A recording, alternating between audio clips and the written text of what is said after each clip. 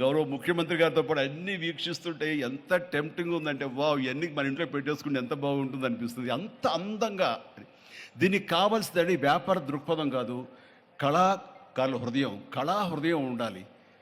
నా మటుకు నేను అతని ఒక కళాకారుడుగాను, ఒక ఆర్టిస్ట్గా చూస్తాను. నేను అంత తపన లేకపోతే, అంత ఇష్టం లేకపోతే సుదీర్ఘకాలం 24-25 ఇయర్స్ పాటు దీని మీద ఎక్స్పెరిమెంట్ చేస్తూ, ఎన్నో చోట్ల రీసెర్చ్ చేస్తూ, ఎక్కడెక్కడ ఏమేమి మొక్కలు దొరుకుతాయి, ఎక్కడెక్కడ ఈ శిలాకృతులు దొరుకుతాయి, ఆ శిలలు ఇక్కడ ఎలా తీసుకురావాలి అని దాని మీద అది దుర్భేద్యం అనుకోకుండా ఇది సాధ్యమే, ఇది మన ప్రాంతం వాళ్ళకి, మన హైదరాబాదుకి, మన స్టేట్కి అందం తీసుకొచ్చేది, మన దేశంలోనే గొప్పగా చెప్పినటువంటి గొప్ప పార్క్ అవుతుందని ఆయన మనసులో మెదిలిన ఆలోచన, ఆయన పడ్డ కష్టం, తీసుకున్న శ్రమ ఈ రోజున ఇక్కడ అద్భుతమైన కళాఖండంగా ఇన్ని ఎకరాల్లో చోటు చేసుకుందంటే కనుక నా భూతో నా భవిష్యత్తు. ఎవరైనా సరే అంత డబ్బులుంటే కనుక ఏం వ్యాపారం చేద్దాం, ఇంత స్థలం ఉంది కదా, దీన్ని ఎలా రియల్ ఎస్టేట్ చేద్దాం, దీన్ని ఏదో గవర్నమెంట్ వాళ్ళ మనలతో వాళ్ళ పర్మిషన్లతో తీసేసుకుని అక్కడ మనం మల్టీ స్టోరీ పెట్టుకుంటే ఆయన జీవితం కాదు కదా, తరతరాలు కూడా నిలిచిపోతాడు. అలా కాకుండా ఆయన కేవలం ఒక లోపల ప్యాషన్, చిన్నప్పటి నుంచి కాలేజీ రోజులో చదివే దగ్గర నుంచి, ఆర్ట్ కాలేజీలో చదువుతున్న దగ్గర నుంచి కూడా ఆయన మదిలో ఉన్నటువంటి ఆయన బ్రెయిన్ చైల్డ్, అలాంటి దాన్ని ఈ రోజున ఈ రూపం తీసుకొచ్చారంటే ప్రతి క్షణం ప్రతి కార్నర్ ముఖ్యమంత్రి గారు చూసి ఎంత ముచ్చటపడిపోతున్నారంటే అంత ఇంత కాదు. ఎలా చేశారు, ఇది ఎలాగ వచ్చింది, అది ఎలా వచ్చింది అని అడుగుతున్నారు. నేను కొన్ని అడుగుతున్నాను. అడిగి ఇది షూటింగ్స్కి ఇస్తారా రామ్దేవ్ అని అడిగితే ఇస్తానండి, కానీ ఫస్ట్ షూటింగ్ మీదైతేనే అన్నాడు. ఇప్పుడు నువ్వు ఆ మాట అన్నావు కదా, ఇప్పుడు కొత్తగా హీరోయిన్ని తీసుకొచ్చి ఆ అమ్మాయితో ఇక్కడ స్టెప్లు వేయాలంటే ఈ ఎండలో ఎలా ఉంటుందేమో తెలియదు, కానీ ఏదో చలికాలం అయినప్పుడు నెక్స్ట్ చలికాలం అయితే చేస్తానయ్యా అన్నాను. ఈలోగా వర్షాలు పడి ఇవన్నీ ఇంకొంచెం పచ్చగా ఉంటాయండి, 1 or 2 years లోపల ఇది అద్భుతంగా ఉంటుంది, కంటికి కనువింపుగా ఉంటుంది చెప్పేసి ఆయన చెప్తుంటే కనుక ఐ కుడ్ ఇమాజిన్.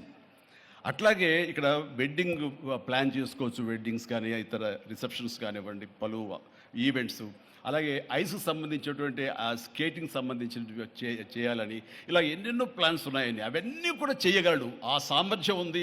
అలాగే ప్రభుత్వం కూడా ఖచ్చితంగా సపోర్ట్ చేస్తారు, అందుకు సమాయుత్తమై ఉన్నారు ఆయన. అందుకనే ఎంతో బిజీగా ఉన్నారు సీఎం గారు. వాళ్ళు చూస్తే కనుక మనుషులు ఇంటి చుట్టూ ఉన్నారు.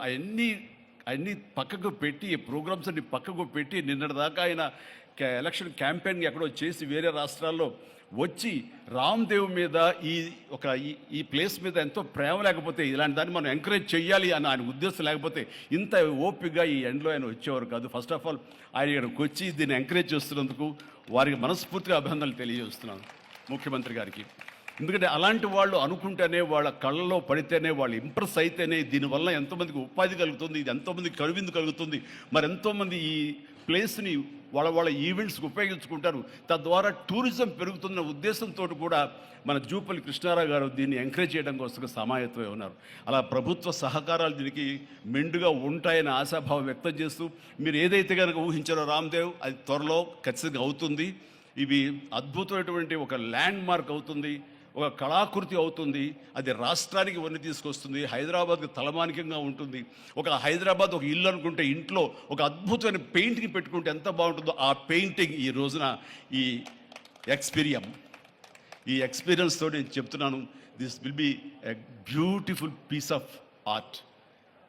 అందుకని మరొకసారి వారికి నా హృదయపూర్వక ధన్యవాదాలు, అభినందనలు తెలియజేస్తూ ఈ అవకాశం వచ్చినందుకు అండ్ సీఎం గారితో నేను ఈరోజు ఈ ప్రోగ్రాంలో పాల్గొన్నందుకు నా సంతోషాన్ని తెలియజేస్తూ all the very best, God bless.